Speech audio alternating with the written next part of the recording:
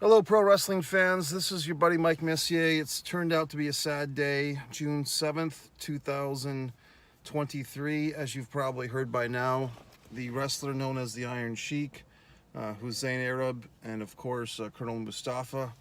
All those were his gimmick names, but the guy was no gimmick. He was a real life shooter, meaning he could kick pretty much anybody's ass in wrestling, outside of wrestling. Probably a handful of exceptions to that rule for the Iron Sheik. But I just want to share some condolences to his family and his friends and his fans, of which I am one, and just share some personal anecdotes about my viewership of the Iron Sheik, my enjoyment of his career. If you want the personal rundown or the achievements, the Wikipedia page is fine. I'm Bill Apter of Pro Wrestling Illustrated, the Apter magazines, and all the great things Bill Apter's done. I know he's already been doing a podcast about this unfortunate turn of events. So I'm not going to give just the career breakdown, except to say just some real quick highlights. Of course, we know the Iron Sheik, probably best known for defeating Bob Backlund, December 26, 1983, Madison Square Garden. I was a young child just getting into wrestling through my family. And there was, on where I lived in the suburbs of Virginia, George Michael, who was, a mainstream sports reporter. You might remember the Sports Machine with George Michael. He was a big wrestling fan, and he had a little teaser at the 6 o'clock news. New WWF champion crown. Tune in at 11. So it was one of those deals where this is pre-VCR, pre-DVD-R. If you weren't awake at 11 o'clock, you weren't going to find out what the fuck happened. So, I remember being a kid and having to, it was probably, I guess it was Christmas break when this happened. So I don't think I had to sneak to see it. It was just stayed up late. Of course, they say 11 o'clock. By the time they get around to the news, it's 11:20. And I was fully expecting them to just say something like, he said new WWF champion. I didn't take that to mean the world title that Bob Backlund had for years. I thought he was going to say something like Tito Santana's just beaten Magnificent Morocco for the WWF Intercontinental title. That's what I was expecting to see, or maybe some type of tag team title change, perhaps. But I was not expecting to find out that Bob Backlund had actually lost. And, fans today get very excited about Roman Reigns' 1,000-day reign. But he's really just about, 50 or 60% to what Bob Backlund accomplished with his 6 years, basically almost full 6 years. I think 5 years and 10 months. So for the Iron Sheik to win that title, yes, the angle between those two had just started with the Persian clubs. If you're not familiar with that, the Iron Sheik, among many things he brought to the table, were these Persian clubs that you had to swing over your head in order to do the exercise. And basically he was challenging jobbers, squash guys, to do this and then beating them up when they couldn't do it in their match. And then Bob Backlund, the champion, came out and he was trying to swing the clubs, and the Sheik attacked him and weakened up his back, and then they had the Madison Square Garden match. Now, many people would jump right from the Iron Sheik winning the title to a month later when he lost it to Hulk Hogan. But I'm going to actually go inside of his title reign a little bit, the Iron Sheik's title reign, for some personal stuff that you won't hear from anybody else most likely today or in the following weeks, because I actually saw an Iron Sheik title defense live and in person. I'm probably one of the couple of thousands of people still alive that actually saw that. But basically, the Iron Sheik had the title. He had, I would say, pretty close to white hot heat, meaning dangerous heat. I mean, he was, Iran was not a popular country in the United States at the time. We were still kind of coming over, hostage situations, all types of things with Iran. I believe at the time there was this Iran-Iraq war going on that was very heated. And so for this character to just be a representation of Iran in 1983, 1984, when the height of Ronald Reagan patriotism and Born in the USA, although that's got a duality to it, the song by Bruce Springsteen, Mary Lou Retton, all this Americana stuff was just really in full force. And for today's younger people, I don't know if they can imagine a world of such patriotism. The only thing I could compare it to is just shortly after 9/11 back in 2001, but that's over 20 years ago at this point. So I don't know if the kids today who weren't around for that era could even conceive how proud people were of the United States. It was like, we are the best, we're number one, McDonald's, Olympics, fucking everything. And I was going to say Michael Jordan, he came in a little bit later on the national scene, but the point is, everything American was loved and everything anti-American was truly hated, even in pro wrestling. And so the Iron Sheik was really a character on the edge in 1984, and I'll get into how they kind of softened him a little bit with the cartoons and stuff. But the Iron Sheik in January of '84, the WWF actually had a house show, meaning a non-televised show. This show is not even listed anywhere on the internet, but it was somewhere around January 6th of 1984. The WWF did a show at a 5-match card at the Fairfax High School gym in Fairfax, Virginia. Now, this was not, I did not go to this school, but this was a school that friends of mine eventually ended up going to. And this was a high school or a middle school type of thing, Fairfax High School gym. Maybe 1,000 people at the most were in this place, but it was pretty packed. And it had kind of a pretty good card for a 5-match card. I believe it was, the opener was Bob Bradley defeated Paul Butcher Vachon. I think Paul Orndorff beat B. Brian Blair. I want to say Tito Santana beat Swede Hansen. And the 4th match on the show was a world title match. The Iron Sheik defended the title against Chief Jay Strongbow. You might be wondering, well, what was the main event? Jimmy Snuka and Sergeant Slaughter went to a double countout, and it was not a particularly good match, the Slaughter-Snuka match. Slaughter was a few weeks away from turning babyface, as we know. But going back to this, the 4th match on the show was really the workmanship match. Chief Jay Strongbow still had a few good years left in him before he became a full-time agent. Jay Strongbow was still very popular. I mean, a holdover from the 70s. My friend Nikita, Breznikov is a big Jay Strongbow fan.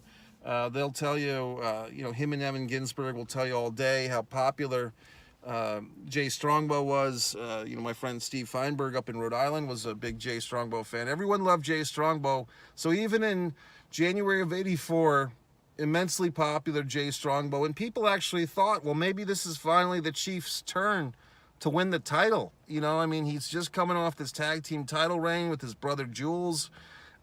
He's been around forever. He's been the number 2 babyface. We were still a week or two away from Hogan coming back, so we had no idea what was going to happen. So we actually thought that there might be a fucking chance of Jay Strongbow winning the WWF World title at this Fairfax High School gym in front of 1,000 people in 1984. It's just a different era. Maybe I was so young, the cynicism wasn't there yet, or the smart markiness of the whole thing. But, kind of hoping to see a title change. And I think these guys, Iron Sheik and Strongbow, actually went on it for about 17 minutes. You got to think at the time I was doing the math. I think the Iron Sheik had to be about 40 by the time he's having his world title reign. And Jay Strongbow was probably 50 or 52. So, these guys really had a great match, all things considered, and really entertaining. And interestingly enough, the Iron Sheik did retain on a pinfall, but he did not use the camel clutch for the submission, which was kind of interesting. I think he did like a double neck thrust, like just a thrust to the trapeze, to the neck area of Strongbow, and then pinned him. And I remember just like the match was actually really good from the memories I have of it. And the Sheik, the Iron Sheik, had great heat. I do want to clarify one thing that I think most wrestling fans know. There was another great wrestler. I think his real name was Eddie Farhat, I believe. Sabu's uncle, the original Sheik, or just the Sheik, he had a great career too. Sometimes there's confusion, and I think the guys that made the Iron Sheik documentary kind of made a mistake, you know, although the doc is great, but they named that documentary The Sheik, and for wrestling fans, there was the Sheik, totally different guy from Michigan, much different, you know, style, you know, taking pencils to people's heads. I don't really know if the Sheik and the Iron Sheik ever crossed paths, but I just want to clarify, this is the Iron Sheik that we're talking about today. I do remember when the Iron Sheik passed away, the original Sheik passed away too. That's going back quite some time to 2003. But let's go back to the Iron Sheik and this title defense. Just the heat in this high school gym was big. I mean, just people were just not appreciating the Iron Sheik for what he was. But they were, in a sense, because they hated him. And that's what he wanted. And that's in the days, folks, for old-time wrestling fans. And I know the young fans probably get sick of hearing this stuff. But guys just then did not fear getting heat. They embraced it. They lived it. They, quote, lived the gimmick. And the Iron Sheik, you know, along with Roddy Piper, Nikolai Volkov, even, you know, Big John Studd, maybe to a lesser extent, they all lived the heat. They all lived the gimmick, so to speak. So I can proudly say, you know, and this is one of my nuggets of wrestling fandom that I hold on to. You know, you can watch my Crockett Cups 87 video. A lot of great things I've seen in wrestling live. And to be able to say that I saw the Iron Sheik defend the WWF title live is definitely one of those highlights. And then, of course, you know, like I said, just a few weeks later, George Michael, the Sports Machine, was back at it. Hey, folks, breaking news. We have a new WWF champion. Tune in tonight at 11. Now, at this point, I clearly remember that, you know, it was past my bedtime, as they say. But luckily for me, I had a TV in my room. And if I kept the volume at a certain low level, and if I didn't put any lights on, I could pop the TV on, keep the volume at a low level, tune in, and find out what the hell was going on with this new champion. This is before the internet. This is before 900 numbers. This is old school shit. Thank God for George Michael. You know, I've seen some wrestling people shit on George Michael, and they think he disrespected wrestling. I totally disagree. I think he loved it, and he was straddling a line between being a serious news reporter. At the time, you know, he was getting a lot of shit legitimately for being a wrestling advocate, but he pushed it forward. And tuning in at 11 o'clock, you know, waiting till 11:20, and then seeing the highlights of basically Hulk Hogan beating the Iron Sheik. And this was a school night. I'm assuming maybe it was the actual night that he won the title, because if that, I can't remember that night. Was it January 23rd, 1984? Was that a Monday night Madison Square Garden show? I believe Madison Square Garden ran Monday nights for decades. So yeah, it could have been that same night, but Hogan fucking wins the title. I'm watching this thing. I can't believe it. You know, Hogan was new to the WWF. I had seen him in some of the wrestling magazines coming out of the AWA. But here he was. He was our new champion, and, you know, that's pulled the trigger. Now, of Hulkamania and WrestleMania and everything that followed. And then, from there, as they would say, guess what happens? The Capitol Center, Landover, Maryland. This was my home arena as a kid. Not the Fairfax High School gym, but the Capitol Center is where the monthly WWF matches happened. They come back in January, late January.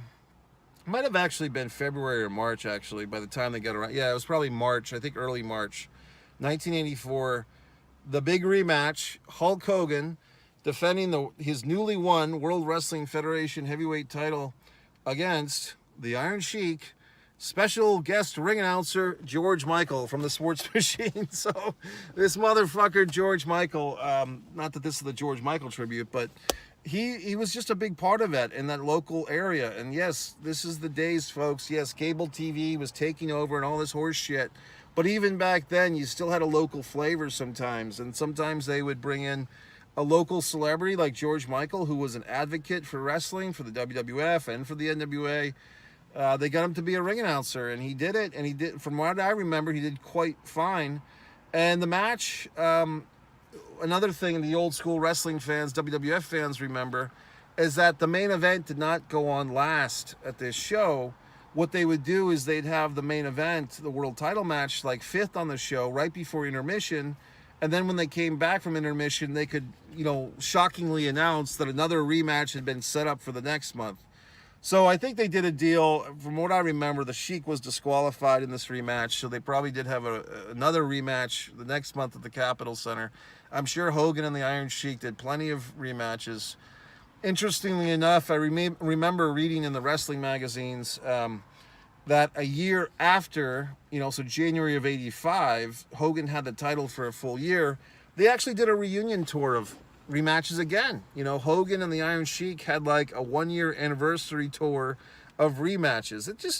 Look, obviously Hogan was over, and we know that guys like Roddy Piper was over huge as a heel, and you had the Mr. T's and so forth, the Paul Orndorff, so many big stars back then, larger than life, Andre the Giant.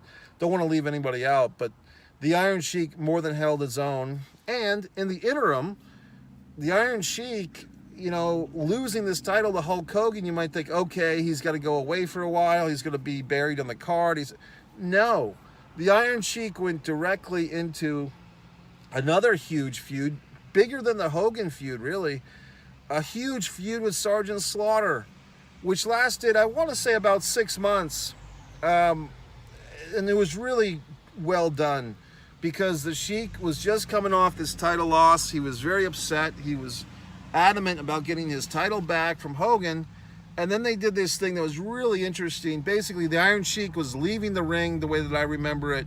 Sergeant Slaughter, who was still a heel, was going towards the ring, and the two heels, heel Slaughter, but he's still a proud Marine, American, and Iron Sheik, who's the defeated champion, he's pissed off, he wants his title back, he's with Freddie Blassie.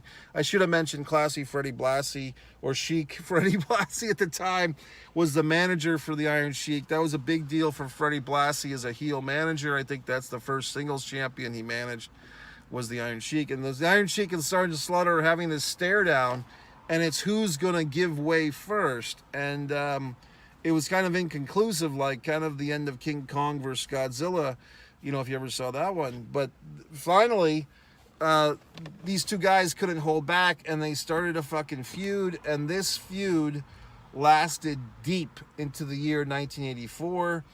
It gave the Iron Sheik something to do. It kind of kept him away from Hogan for a while. They brought in Nikolai Volkov as a Russian who was also anti-American. Do you mind? And so they had this wonderful feud, which was sometimes Sergeant Slaughter would have to bring in a guest, like a friend. Sometimes it was guys like Andre the Giant, would team up with Sergeant Slaughter against Nikolai Volkov and the Iron Sheik at house shows. I don't know if they ever did Slaughter and Hogan against Sheik and Volkov, but that match I just said right there, I don't think they ever did it. That could have been your WrestleMania 1 main event, or it definitely could have main evented a Saturday Night's Main Event, which was on the horizon. That didn't happen yet till May of '85. And by that time, unfortunately, for everybody really, Sergeant Slaughter and the WWF had a big falling out. Slaughter had worked a deal with G.I. Joe, Hasbro, for his name and likeness. Vince McMahon, of course, Junior McMahon, a control freak that he was and still is, didn't want Slaughter to get money outside of the WWF for these action figures, and so Sarge was gone. Before WrestleMania 1, a lot of guys who really you think would have been on WrestleMania 1, guys that laid the foundation, the Wild Samoans, Roman Reigns' father and uncle, they should have been at WrestleMania 1. Rocky Johnson, I think, Tony Atlas should have been on that show. Magnificent Morocco should have been on that show.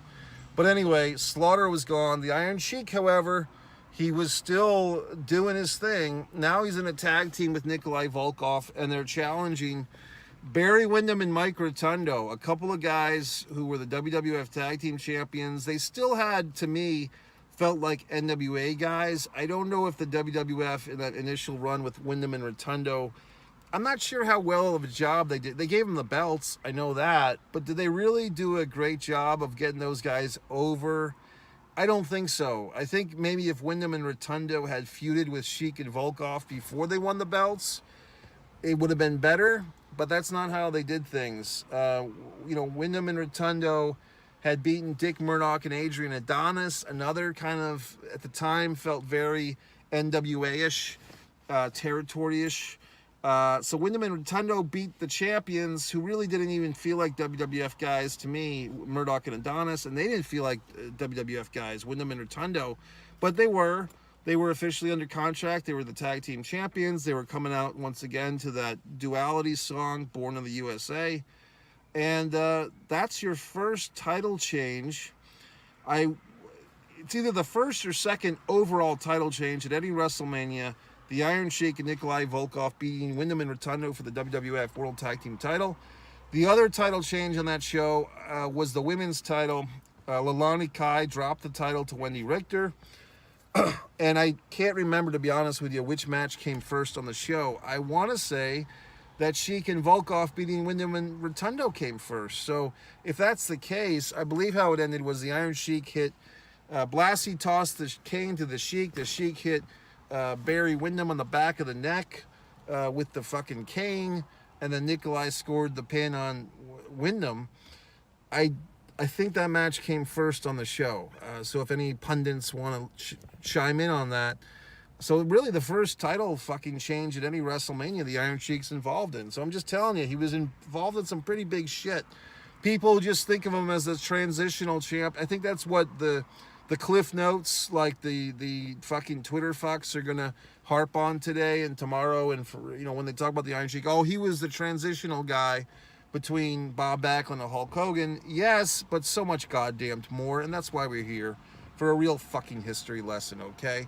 Not a Twitter fucking cliff notes goddamn version. Real fucking wrestling history that you get when you talk wrestling with me, or I talk wrestling and you listen, however you want to phrase it.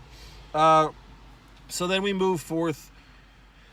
Iron Sheik sticking around, you know, Slaughter's gone. They bring in this Corporal Kirshner fucking guy. You know, what an interesting life he's had. You know, the future Leatherface. Corporal Kirshner comes in as the substitute guy, feuding with the Iron Sheik and Nikolai Volkov. Nikolai Volkov gets the nod, gets the singles match, the flag match at WrestleMania 2 against Kirshner, but the Iron Sheik's put in the 20-man battle royal at WrestleMania 2. Actually a really pretty star-studded affair. You know, Bruno Sammartino's the guy that eliminated the Iron Sheik from that one. But just the fact that the Iron Sheik, Big John Studd, they're in the same ring with William Refrigerator Perry and all these, you know, Bill Fralick and was Dick Butkus in that one, or is he a referee or something? But I mean, just a pretty, Ed Too Tall Jones, I think, was involved. Pretty impressive company, really, for everybody. I want to say a young Haku was in that WrestleMania 2 Battle Royal as well, but very impressive. Iron Sheik did not win. He comes back, you know, apparently McMahon Jr. wanted to have Sheik and Volkov regain the titles when the British Bulldogs were going to lose them because Dynamite Kid was injured, but Dynamite Kid said he would not lose the titles to anyone but the Hart Foundation because of the ties between the Bulldogs and the Harts. You know, so I mean, we could have had a whole other reign of Sheik and Volkov, but we did not. Instead, Sheik and Volkov were in there at WrestleMania 3. The match right before Hogan and Andre is the Iron Sheik and Nikolai Volkov against the Killer Bees. The match was pretty good for a few minutes, but then there's some interference by Hacksaw Jim Duggan. He hits fucking the Iron Sheik with a 2x4. We could go down this whole rabbit hole of Duggan and the Sheik and the fucking getting arrested. Suffice to say, those guys made an error. They made a mistake in judgment. The Hacksaw Duggan and the Iron Sheik were feuding on TV. This is still the kayfabe era, and they're basically picked up by a cop, and they have found cocaine and marijuana on these guys. And so the Sheik, unfortunately, had to leave the company, the WWF, but he got to go around.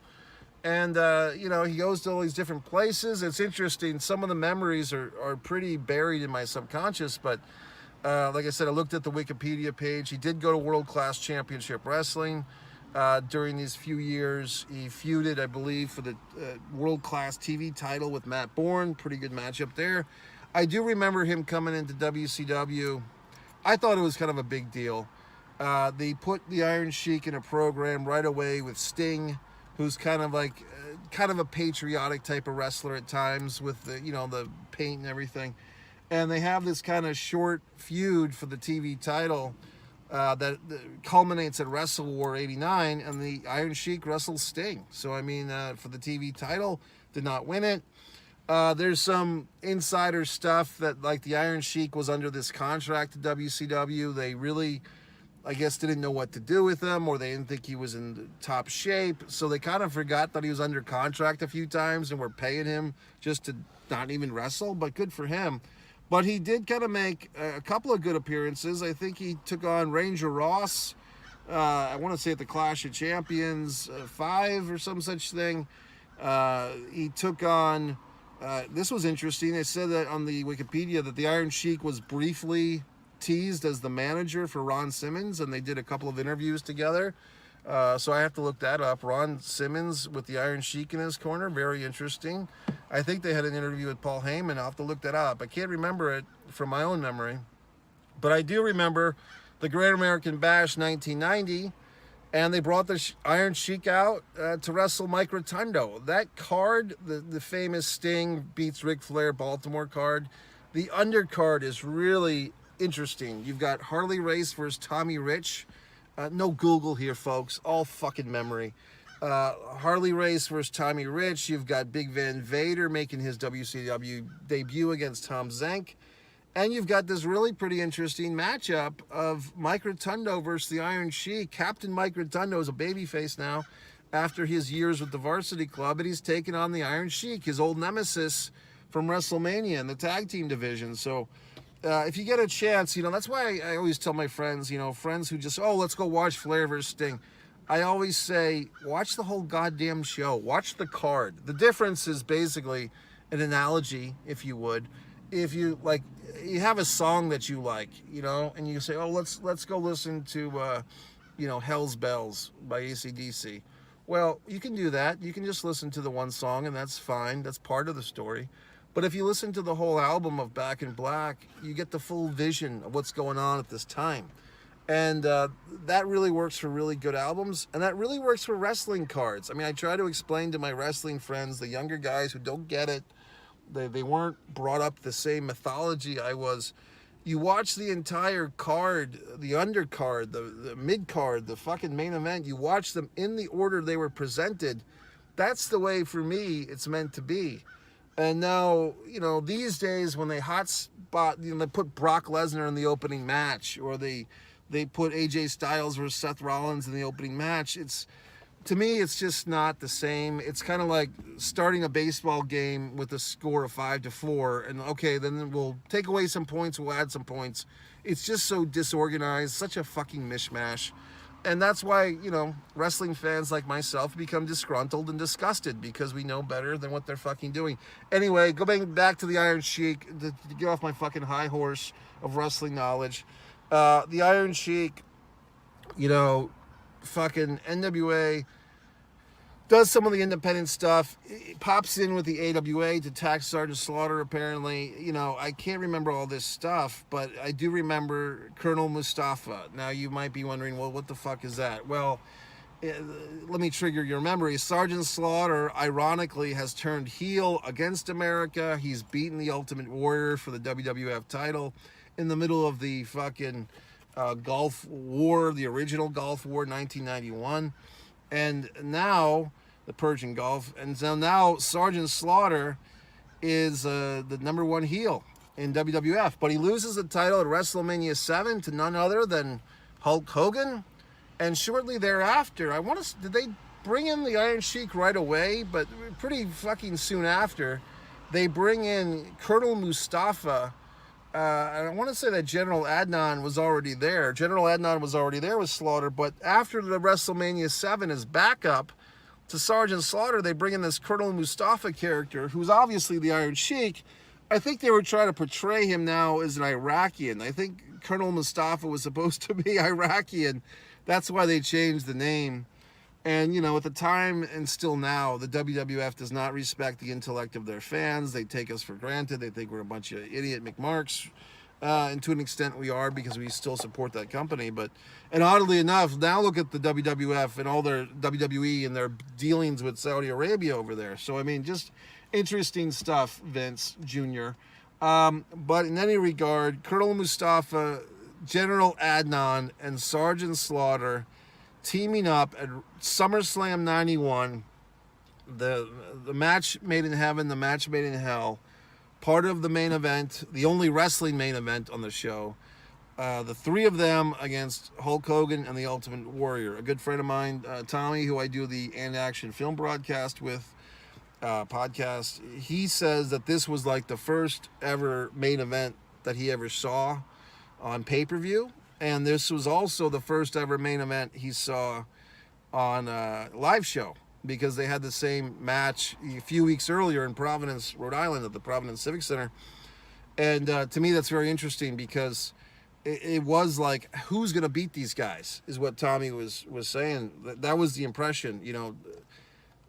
Fucking Hulk Hogan, Ultimate Warrior. Who's going to beat these guys? You know, you need 20 guys to beat these guys. Well, they only had 3. And like I said, SHEIK now is probably, he's got to be 47, 48, something like that. And then Slaughter's got to be up there, probably 43, 44 years old. General Adnan's probably deep in his 50s, probably mid-50s, something like that. So the three of them go out there, and they actually had a pretty goddamn good match. And you had like Sid Vicious or Sid Justice as the referee, etc., etc. You know the whole deal. My point is just to say, isn't it impressive? I mean, can we admit that it's impressive that the Iron Sheik is main eventing a pay-per-view in 1991 against guys like the Ultimate Warrior and with Sid in the ring, and, you know, guys of couple of generations younger than him, he's still in there. I think it's impressive. I really do. Interestingly enough, I guess Ultimate Warrior and the Iron Sheik had some outside the ring issues later on, in years that came and went later on. I think Ultimate Warrior even was contrite about it. I think there was something with the Iron Sheik at one of these conventions where a comedian kind of made an Owen Hart joke, and the Iron Sheik flipped out, and I think Scott Hall flipped out, and they were going to basically beat the shit out of this comedian, if I'm remembering that story. For fans in recent years, you know, the Iron Sheik, you know, his Twitter handle obviously was kind of engineered by the guys that made the movie. They, you know, I guess they're his managers, according to Wikipedia. But the Iron Sheik could definitely rattle off some humorous stuff. I do want to go back to a memory that I forgot about. July 1985, a young man, me. I went to Providence, Rhode Island. My mom was nice enough to take me up there for a big wrestling show. The main event, I think I've bitched about this before, was supposed to be Andre the Giant versus Magnificent Morocco. Andre was a no-show. They replaced Andre with George the Animal Steel, which is not a great substitute against Morocco. That match didn't go on last. The final match of the show was Texas Tornado Rules, Wyndham and Rotundo, having just recently regained the tag team title, defending in a rematch against Iron Sheik and Nikolai Volkov in a Texas Tornado match. I actually have a really good photograph. It's mostly of Nikolai with the Russian flag and the Iron Sheik.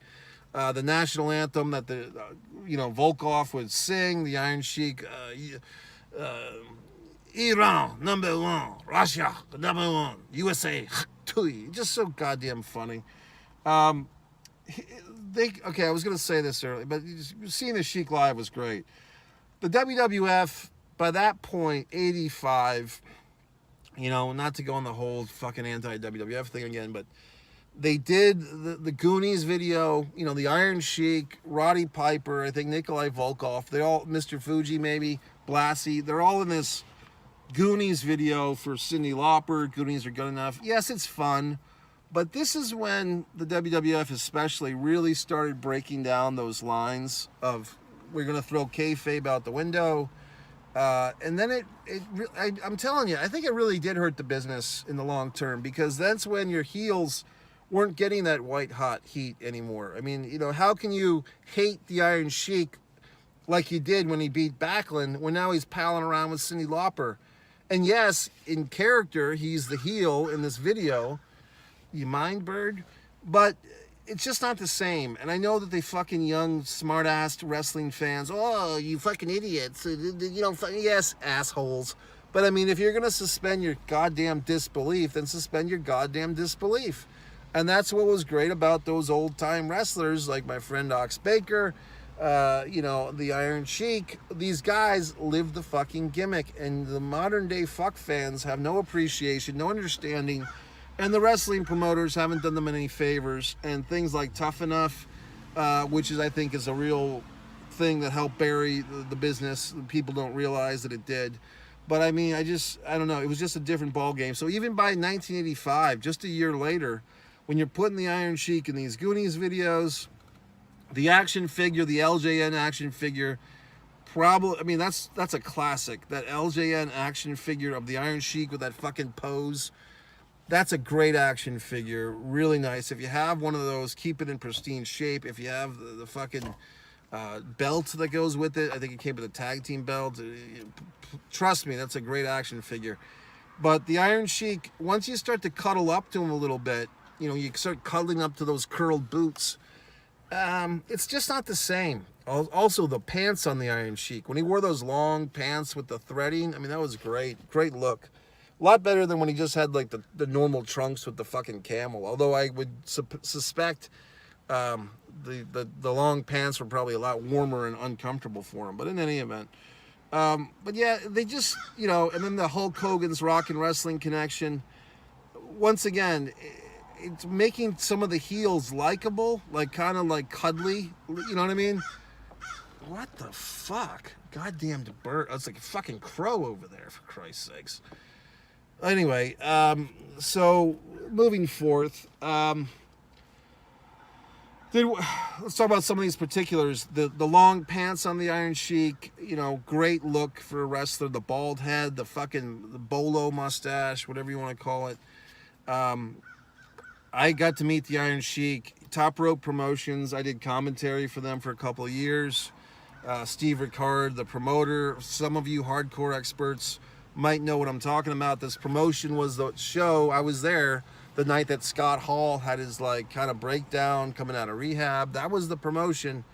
And I will to this day defend Steve Ricard and that situation, because the fans really don't know the full story behind that. Maybe I'll get into that in another video. But for this, the Iron Sheik was there as a special guest. Ox Baker was there, my friend Ox Baker, and I got to take a nice picture with both of them. You know, I'm in the middle of Iron Sheik and Ox Baker, and they both signed it. So very proud to have that. I'm going to see if I can find that and put that on here as the thumbnail. But I mean, I'm telling you, Iron Sheik, 81 years old. I tend not to, you know, folks, I've had some deaths close to me, friends, family in recent years, and I tend now to have a different perspective when someone passes away. I try not to get all sad. I try to celebrate, especially with someone who, look, he lived to 81 years old. That's really great for anybody, especially a wrestler from the 80s, let's be honest.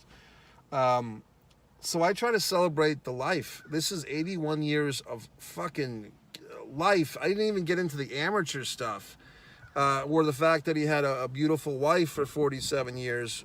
I forgot about this. It was in the doc. The Iron Sheik had a young daughter. He had, I guess, 5 kids and several grandkids, and one of his daughters apparently was murdered at age 26. I just forgot about that.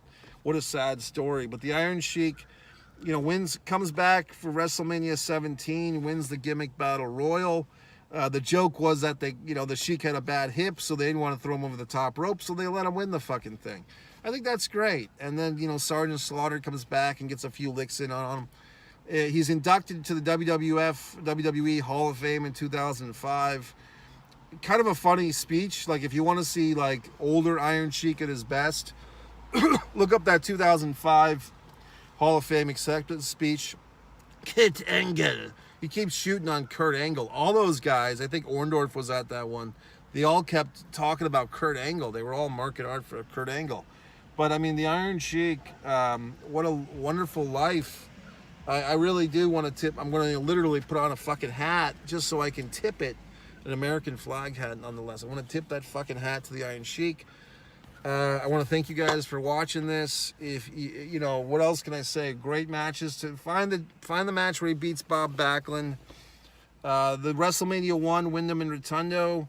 Oh, I didn't even mention the first pictures I ever saw of the Iron Sheik. Him and Ivan Koloff in a Russian chain fucking bull rope match against Dusty Rhodes and Dick Murdoch in Atlanta's Omni. Iron Sheik, great career. We honor you. We thank you for your dedicated years. You can watch my Kamala tribute, my pro wrestling memories, my pro wrestling rant.